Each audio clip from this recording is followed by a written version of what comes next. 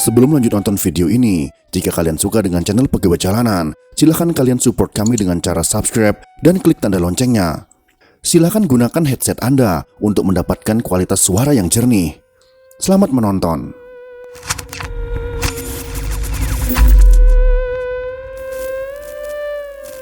Didikan keluarga kami, lihat bagaimana Al-Habib Salim bin Ahmad bin Jindan, saya punya kakek, keluar masuk penjara. Kenapa bisa keluar masuk penjara? Membakar semangat perjuangan masyarakat Indonesia untuk merebut kemerdekaan, saudara. Al-Habib Ali bin Abdurrahman Al-Habsyi Kuitang, beliau yang memfatwakan ketika tanggal 17 Agustus Soekarno membacakan teks proklamasi mendeklarasi daripada kemerdekaan Indonesia. Beliau di hari Jumat itu, ba'da Jumat beliau fatwakan, sekarang saya fatwakan setiap tanggal 17 Agustus wajib pasang bendera merah putih di rumah-rumah kalian. Siapa yang nyuruh? Itu fatwa Habib Ali bin Abdurrahman Al-Habsyi Kuitang. Bendera merah putih, siapa yang memberikan instruksi kepada Bung Karno untuk membuat bendera merah putih sebagai bendera Indonesia? Itu adalah fatwa Al-Habib Idrus bin Salim Al-Jufri Palu Al-Khairat. Penentu hari proklamasi siapa? Al-Habib Ali bin Abdurrahman Al-Habsyi Kuitang. Cerita ini tentunya harus diverifikasi dengan sumber yang valid dan tercatat secara resmi. Tentunya pernyataan itu harus kita bandingkan dengan pernyataan orang yang ahli dalam ilmu sejarah yang otoritatif dalam bidangnya. Menurut ahli sejarah yang sudah kita kenal, yaitu Profesor Anhar Gonggong, menyatakan bahwa cerita tersebut tidak benar dan tidak bisa dipercaya, karena fakta sejarahnya tidak seperti itu. Untuk mengingatkan kembali tentang bagaimana proklamasi dibacakan pada tanggal 17 Agustus tahun 1945, maka kita wajib membaca kembali bagaimana proses kemerdekaan Indonesia bisa terlaksana. Jangan sampai kita percaya cerita-cerita dari tokoh atau oknum tertentu yang tidak mempunyai otoritas dalam menyampaikan sejarah, yang akhirnya sejarah negara dan bangsa Indonesia menjadi berbelok dan merugikan generasi penerus di masa yang akan datang. Tanggal 17 Agustus adalah hari paling bersejarah bagi kemerdekaan negara Indonesia. Sejarah rangkaian peristiwa 17 Agustus 1945 menjadi titik akhir masa penjajahan di Indonesia. Pada tanggal 17 Agustus 1945, tepatnya pukul 10 waktu Indonesia Barat, proklamasi kemerdekaan Republik Indonesia dibacakan oleh Insinyur Soekarno, didampingi oleh Muhammad Hatta. Tentunya proklamasi kemerdekaan Indonesia pada saat itu tak datang begitu saja. Terdapat serangkaian peristiwa yang melibatkan perjuangan para pemimpin dan tokoh pemuda. Lantas bagaimana sejarah dan detik-detik peristiwa 17 Agustus 1945, yaitu proklamasi kemerdekaan Republik Indonesia? Sumber materi ini jelas dari buku yang ditulis oleh ahli sejarah, bahkan pelaku sejarah itu sendiri yang terlibat di dalam prosesnya. Mari kita simak ulasannya dalam materi berikut ini.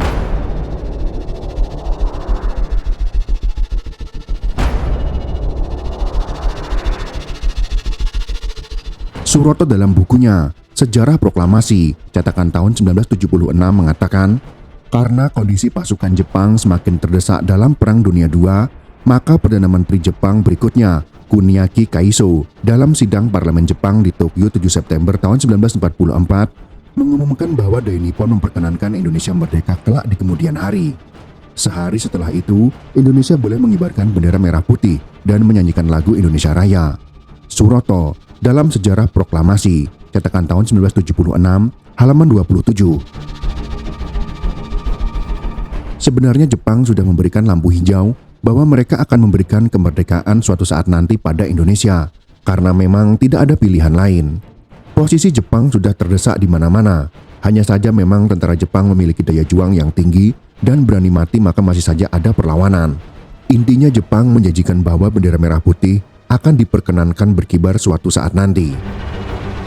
Sagimun dalam buku Peranan Pemuda dari Sumpah Pemuda sampai Proklamasi, cetakan tahun 1989 menuliskan, fajar kemerdekaan Indonesia tampak ketika Perdana Menteri Jepang Hideki Tojo pada sidang Parlemen Jepang di Tokyo 16 Juni 1943 mengumumkan kesempatan bagi bangsa Indonesia berperan dalam politik dan pemerintahan.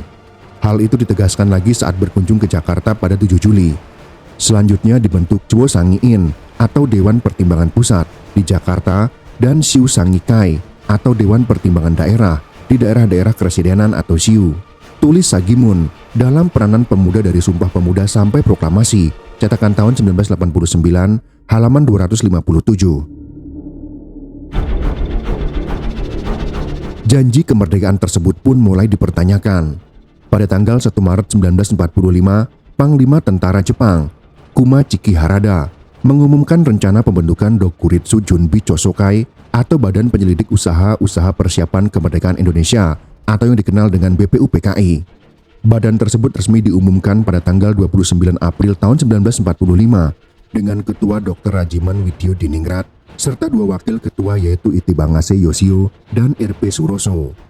Ada 7 orang Jepang dari 60 orang anggota yang duduk sebagai pengurus istimewa yang akan menghadiri setiap sidang tanpa hak suara. Dengan demikian, lembaga ini tetap berada di bawah kontrol Jepang.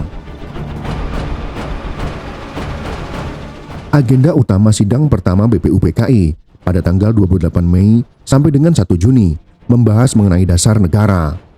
Pada akhir sidang dicetus Pancasila sebagai dasar negara sesuai pidato Soekarno pada tanggal 1 Juni 1945.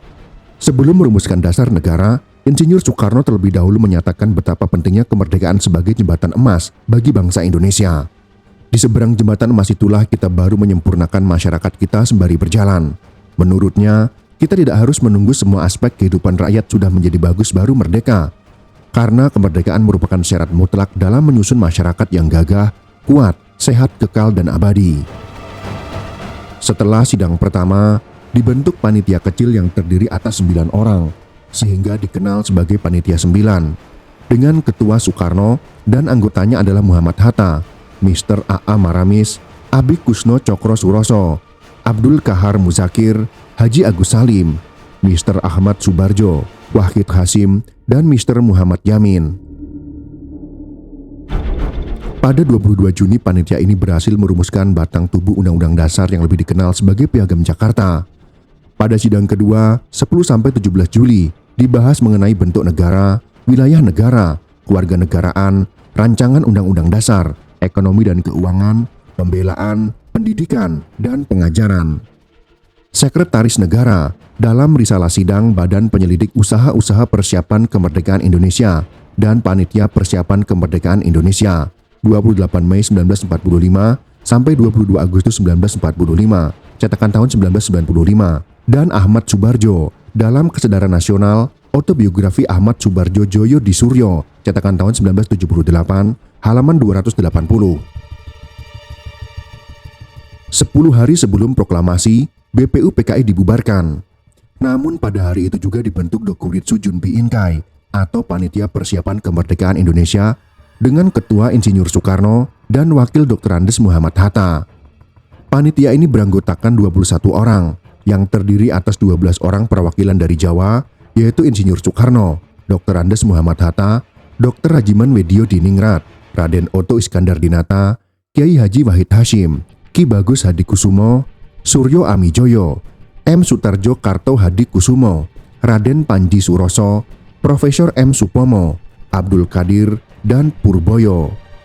3 orang dari Sumatera, yaitu Dr. Amir, Mr. Teku Muhammad Hasan, dan Mr. Abdul Abbas. 2 orang dari Sulawesi, yaitu Dr. GSJJ Ratulangi, Andi Pangeran Petarani. 1 dari Kalimantan, yaitu A.A. Hamidan. 1 dari Sunda Kecil, yaitu Mr. I Gusti Ketut Puja. 1 dari Maluku, yaitu Mr. J. Latu Harhari. Dan 1 dari golongan Cina, yaitu Dr. Andes Yap Chuan Bing. Muhammad Hatta dalam Untuk Negeriku 3 menuju Gerbang Kemerdekaan sebuah autobiografi, cetakan tahun 2011, halaman 67, dan Sagimun dalam Peranan Pemuda dari Sumpah Pemuda sampai Proklamasi, cetakan 1989, halaman 264 sampai dengan 265. Melansir dari situs resmi Kementerian Pendidikan dan Kebudayaan atau Kemendikbud, proklamasi kemerdekaan RI diawali dari kekalahan Jepang dalam Perang Dunia Kedua.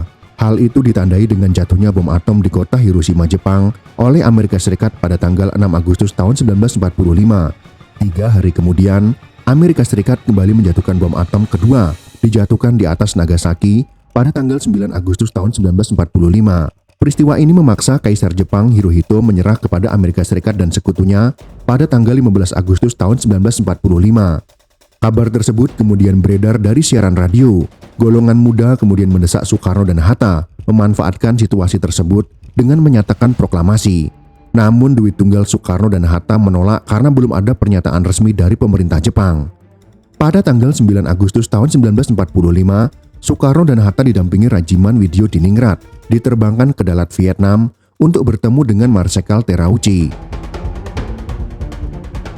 Muhammad Hatta dalam autobiografinya menceritakan, pada tanggal 9 Agustus 1945, Soekarno, Hatta, dan Dr. Rajiman berangkat ke Dalat, Vietnam Selatan untuk bertemu Panglima Angkatan Perang Jepang di Asia Tenggara, yakni Jenderal Terauchi. Dalam pertemuan itu, Terauchi menyampaikan bahwa pemerintah Jepang di Tokyo telah memutuskan memberikan kemerdekaan kepada Indonesia. Ketika Soekarno bertanya bahwa kapan keputusan itu boleh disampaikan kepada rakyat Indonesia, dia menjawab, terserah kepada tuan-tuan panitia persiapan, kapan saja dapat, itu sudah menjadi urusan tuan. Hatta, dalam Untuk Negeriku 3, menuju gerbang kemerdekaan, sebuah autobiografi, cetakan tahun 2011, halaman 67 sampai dengan 68.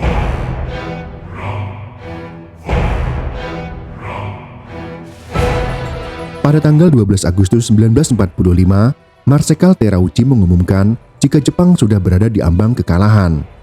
Pemerintah Jepang menyatakan segera memberikan kemerdekaan kepada Indonesia dan proklamasi kemerdekaan dapat dilaksanakan dalam beberapa hari.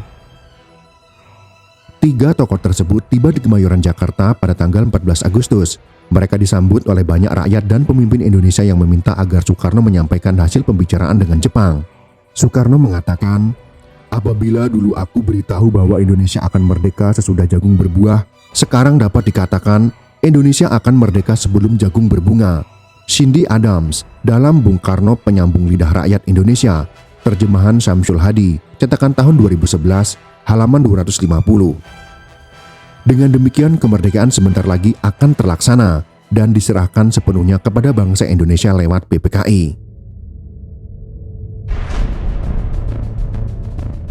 Sebelum PPKI bersidang, berita tentang kekalahan Jepang kepada sekutu telah tersiar dan diketahui oleh para pejuang.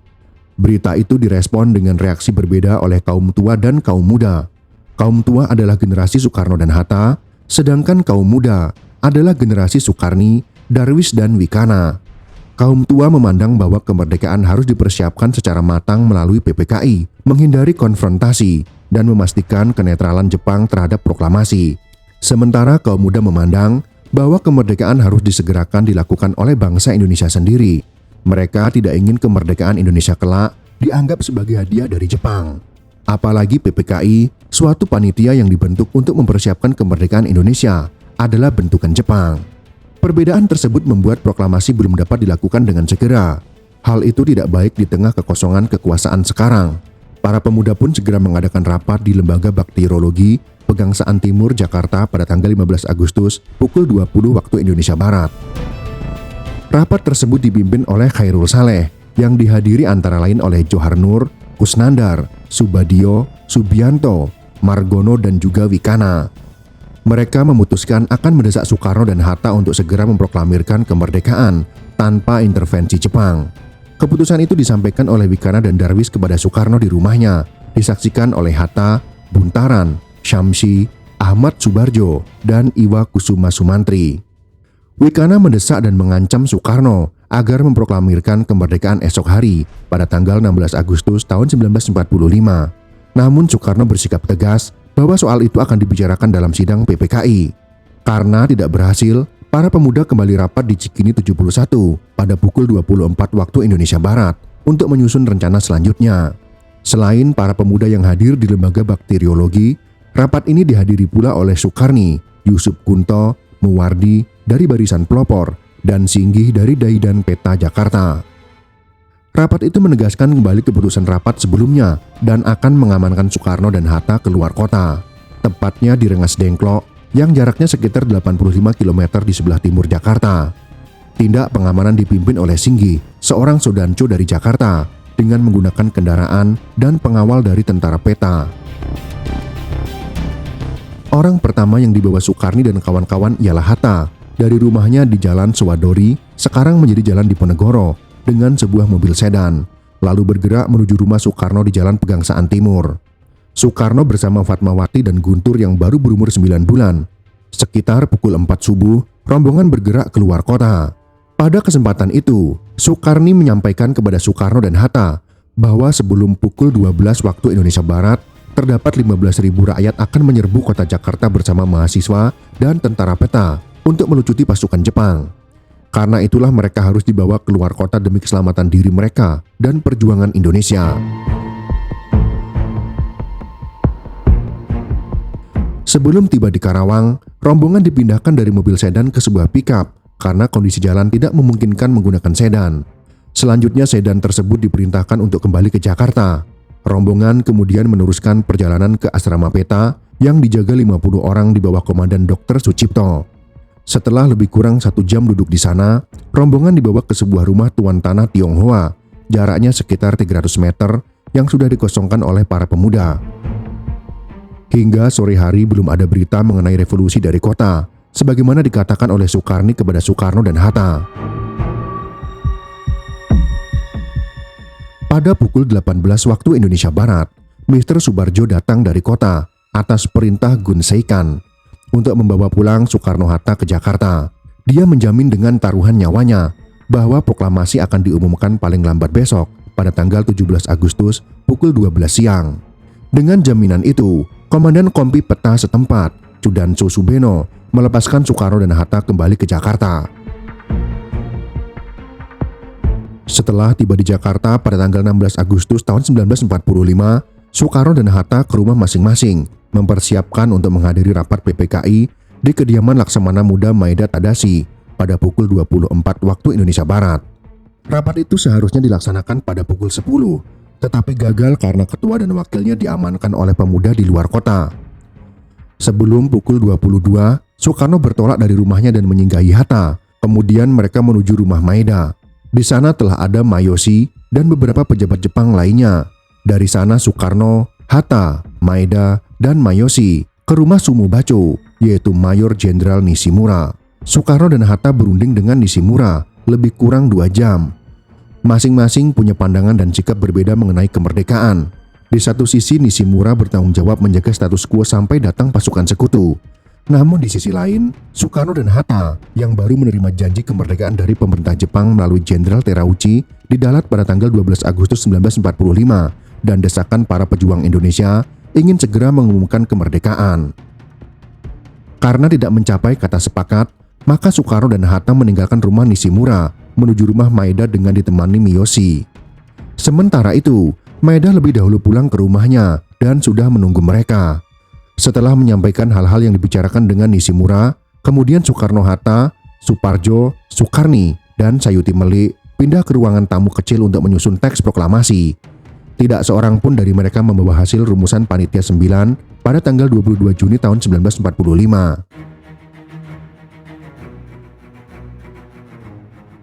Ahmad Suparjo dalam autobiografinya menceritakan, Soekarno mempersilahkan Hatta untuk menyusun teks proklamasi karena dianggap bahasanya yang terbaik. Mereka setuju bahwa kalimat pertama proklamasi diambil dari akhir alinea ketiga Piagam Jakarta. Kalimatnya adalah, "Kami bangsa Indonesia, dengan ini menyatakan kemerdekaan Indonesia."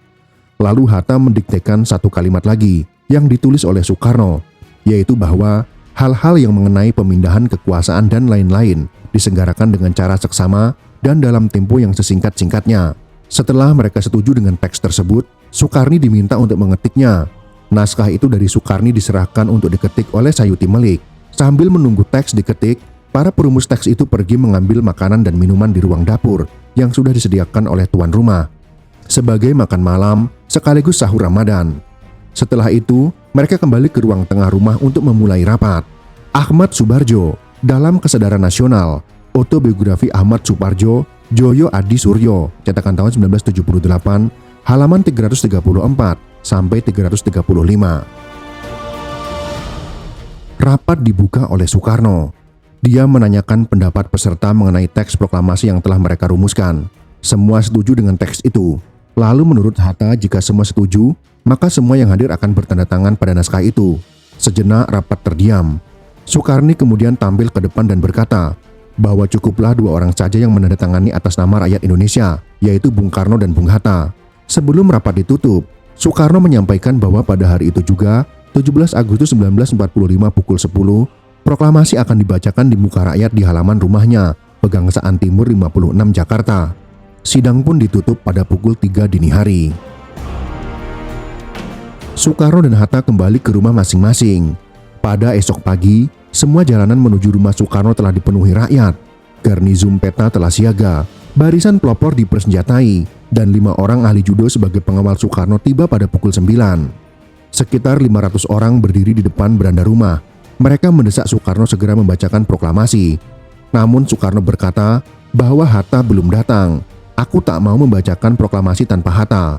5 menit sebelum pukul 10, Hatta tiba di sana. Dia bertemu Soekarno di kamarnya ditemani Fatmawati. Mereka keluar kamar dengan pakaian putih. Fatmawati sendiri sudah menjahit bendera merah putih.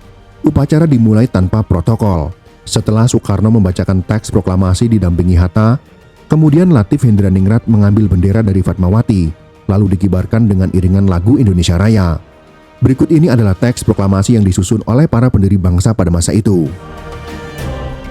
Proklamasi. Kami bangsa Indonesia dengan ini menyatakan kemerdekaan Indonesia.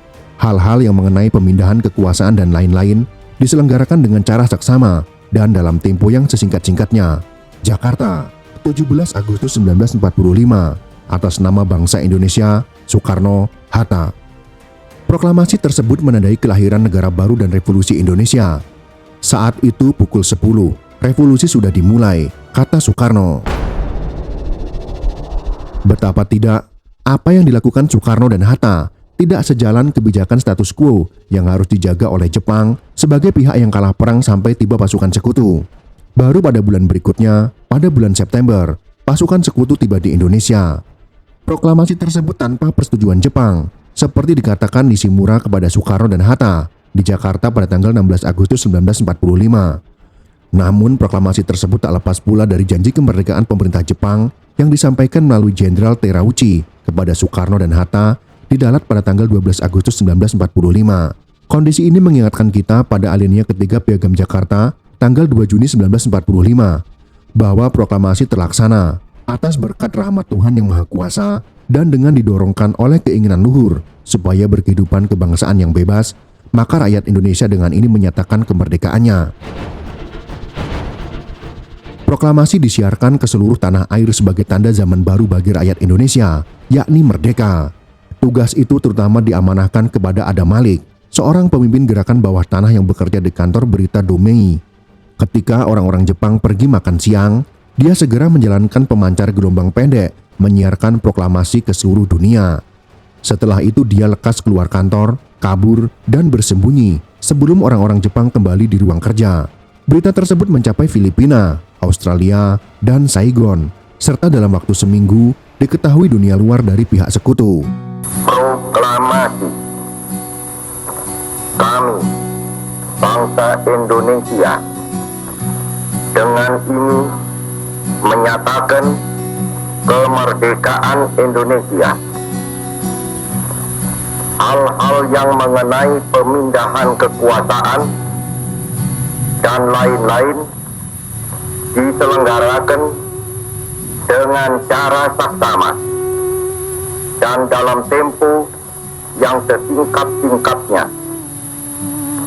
Jakarta, 17 Agustus 1945, atas nama bangsa Indonesia, Soekarno, Hatta. Pada sore hari setelah proklamasi, Hatta menerima telepon dari Nishiyama, pembantu Laksamana Maeda, mengatakan bahwa seorang ofisir Kaigun atau Angkatan Laut Jepang ingin bertemu. Ofisir tersebut mengatakan bahwa wakil-wakil umat Kristen, Katolik, dan Protestan dari Indonesia Timur tidak setuju dengan bagian kalimat pembukaan Undang-Undang Dasar yang berbunyi ketuhanan dengan kewajiban menjalankan syariat Islam bagi pemeluk-pemeluknya. Kalimat itu dipandang tidak mengikat mereka karena hanya menyangkut umat Islam saja. Jika kalimat itu ditetapkan dalam Undang-Undang Dasar, maka mereka lebih suka berdiri di luar Republik Indonesia. Sehari setelah proklamasi, sebelum sidang PPKI pukul 9.30, Hatta mengajak rapat 4 tokoh penting, yaitu Ki Bagus Hadikusumo, Wahid Hashim, Mr. Kasman Singodimejo, dan Mr. Teguh Hasan membicarakan masalah serius yang disampaikan oleh ofisir Jepang itu.